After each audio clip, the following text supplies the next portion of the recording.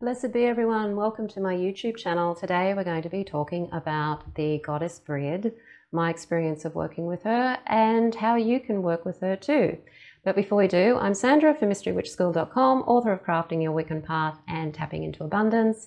And if you want to know more about how you can start your witchcraft practice, you don't know where to begin, what to do along the way, take a look at my free masterclass, How to Start Your Witchcraft Practice.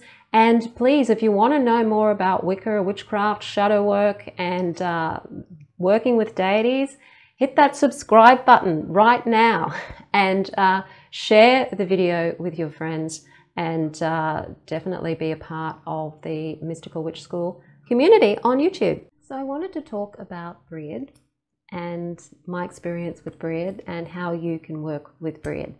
Breed is one of the deities that we work with in the Mystery Witch School. We work with her at Imbolc, which is her Sabbath, as well as at Lunasa, because when I work with Breed, I often will work with Lu as well. And the two of them work very, very well together. So I work with Breed and Lu at Imbolc and also at Lunasa. And Breed is a deity for me personally that came to me. I didn't seek her out or anything like that. She turned up one time, and as they often do, during a path working. And since then, I have felt a connection to her. I don't work with her all of the time. I don't have a special altar to her, but at certain times of the year, I do enjoy working with her and Lu. And I find that those times of the year are very, very joyous times of the year. For me, Breed is a deity that really is about joy, abundance, and prosperity to me. She is typically associated with inspiration, so inspiring people, which is what, Imbolc is about, that time of the year when it's time to be inspired as things are starting to hopefully warm up, spring's coming. It's about what are we going to be doing now as the year starts to wax. So inspiration is one of her main connections or aspects or attributes. Healing is another one of her attributes. And also anything to do with crafts or arts. And maybe that's one of the reasons she came along, because I've had such a extensive background in the arts and I love doing crafts as well.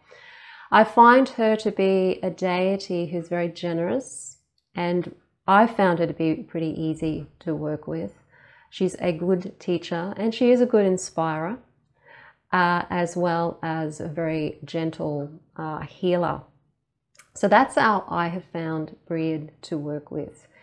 She brings out those aspects of herself within you. And this is what the deities do.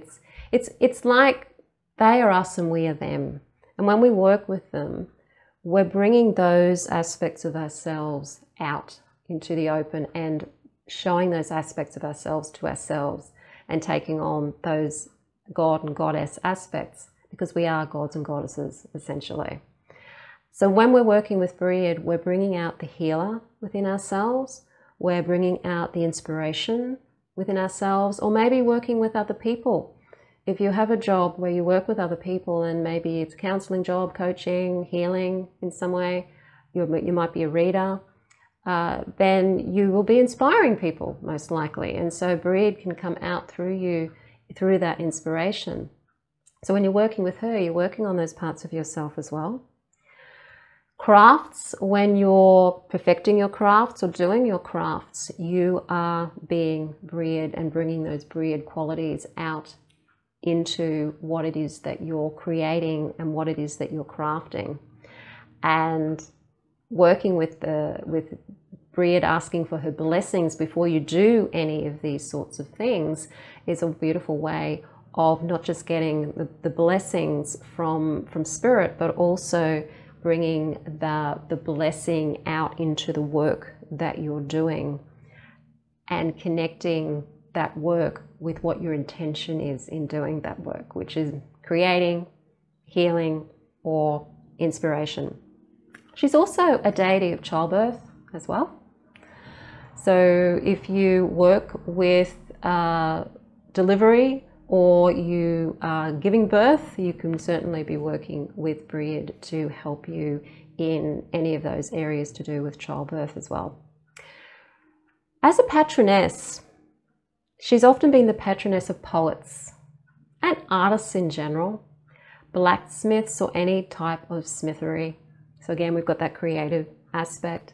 She is a patroness of healers, so in any of the healing professions where you really are healing, and magic workers as well. So she's a goddess of magic too, and of priests and priestesses.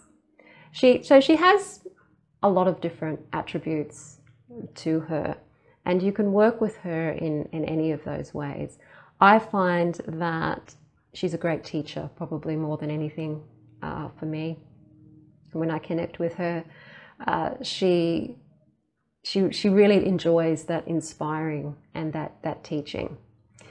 She's a triple goddess too, but the triplicity to her is to do with her creative, the craft side, the inspirer and the healer. And she can take on different forms as well of the more Wiccan idea of the triple goddess, which is the Maiden, Mother and Crone. Bríd is probably the most loved deity in the Celtic lands. She certainly has her name all over the place in Britain and in the Celtic lands as well. A lot of the wells, a lot of places, rivers are actually named after her in some way, shape or form. Even the name Britain has connections to Brigantia, which is another name for Bríd. And what her aspect is when you're working with Brigantia, or that aspect of her, is that she is the kingdom. She is the land, the Mother Earth. And it was tradition with the Celtic kings that they would marry the goddess sovereignty. The goddess sovereignty is the land. And so the king would marry the land, and he would be responsible for the caretaking of that land, and that land would remain prosperous and fertile and lush.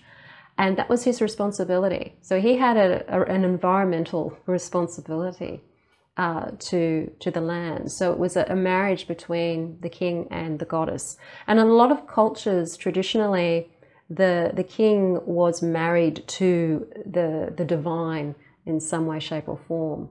And often the crown is a symbol of that connection to the divine, or almost like a wedding ring actually on the top of your head, to that wedding between you and the divine. That symbolism still exists today, but I think the actual true connection is definitely long gone when it comes to the people in power these days.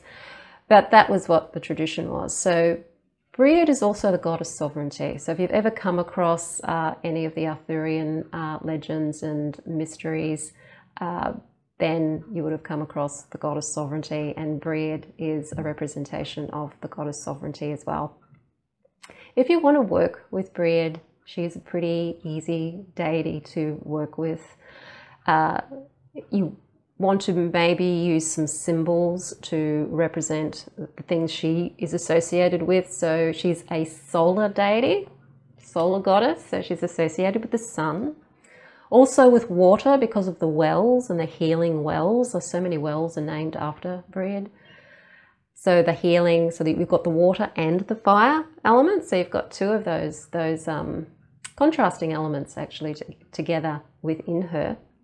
So simply lighting a candle, which is her flame, Bríd's flame, she's associated with the flame, that can be your symbol of Bríd. You may have a special candle that you decorate or that you carve something into that represents Bríd, and when you want to connect with Bríd, you light that particular candle and connect with her that way.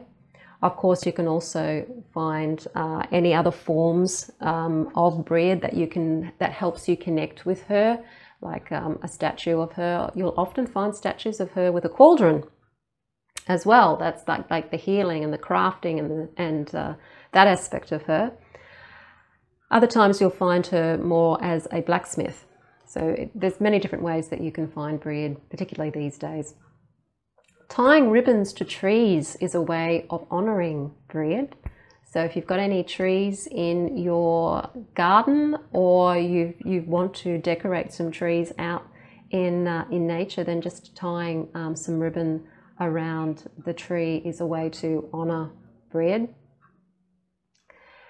You can work with gemstones, of course, connecting to her, such as emeralds or green colored gemstones or citrines, so those sort of fiery colored gemstones, but particularly emeralds and citrine. Breed also has, as part of her symbolism, the Breed cross, which is like a woven out of reed traditionally. You may come across a lot of videos that show you how to weave a Breed's cross, and often people will weave them for Imbolc and stick them on the door, the front door at Imbolc, to invite Breed into their home. So that's definitely something that's associated with her. Another thing that's associated with her is the green mantle. And a mantle is basically like a shawl or a cloak that you put over yourself or that you can place somewhere. And her color is that Irish green. And making a mantle, just cutting out some green fabric and using that as your Breed's mantle, you can use that as an altar covering when you're working with Breed, or you can use it to wrap around yourself when you're working with Breed. The tradition with blessing of the mantle is to leave the mantle outside on your front step on Imbolc Eve, so that Breed will come along and bless your mantle. And then use your mantle in your spell work if you're working with Breed. You can even use your mantle as a portable altar by putting some of your altar things maybe in the mantle, depending on how big you make your mantle, and then just putting them in the mantle and tying it up, and you can take it with you. So if you want to go out and do some connecting with Breed in nature, then you've got your mantle, open it up, and you've got whatever else you've put in there that connects you to Breed, and you can take it with you, a bit like a dispatcher. So there are some of the ideas that you have to work with Breed. When you're invoking Breed, it's just asking Breed to be with you. Just invite her in. Give her the offering of the candle, the offering of some ribbons, offerings of flowers. The mantle can even be an offering or a symbol. Water is something you can certainly offer to Breed. I know water doesn't sound like much of an offering. A lot of people say, what, just offering water? That doesn't sound like something. But water is sustenance. We do not have life without water. And whilst we take water for granted, because we seem to have the supply all of the time, it is really the life force of the planet. So many creatures rely on water. If we don't have water, we don't survive very long. We wouldn't survive more than about 3 days without water. So water is a very precious, valuable resource. And offering water to Breed is not an insult to Breed at all. It's offering her something that is very much about sustaining life, and it's connected to her anyway. So offer her water, offer her flowers. You can do daily offering of water if you're working with her on a daily basis. As part of the Mystery Witch School 101 course that I run, we work with Breed on a daily basis throughout the whole of the Imbolc period, as well as working with her and Lou during the Lunasa period as well. So you get to work a lot with Breed when you do the Mystery Witch School 101 course, which is my course on witchcraft and a Wiccan form of witchcraft, but very eclectic, where you learn to bring your practice into your life, to give your life more meaning, to bring that joy and that peace, to learn more about yourself, and to bring the witch out within you, to empower your life, to be the creator of your life, and to know thyself. Learn more about who you truly are, and become more you, the brilliant you, the awesome you. So if you're interested in learning witchcraft with me, the link to the Mystery Witch School 101 course is in the description field below this video, and there's a lot of work in there with Breed when it comes to the Sabbats. If you like the video, hit the like button. Please share it with your friends. Definitely subscribe, and I will see you on the next video.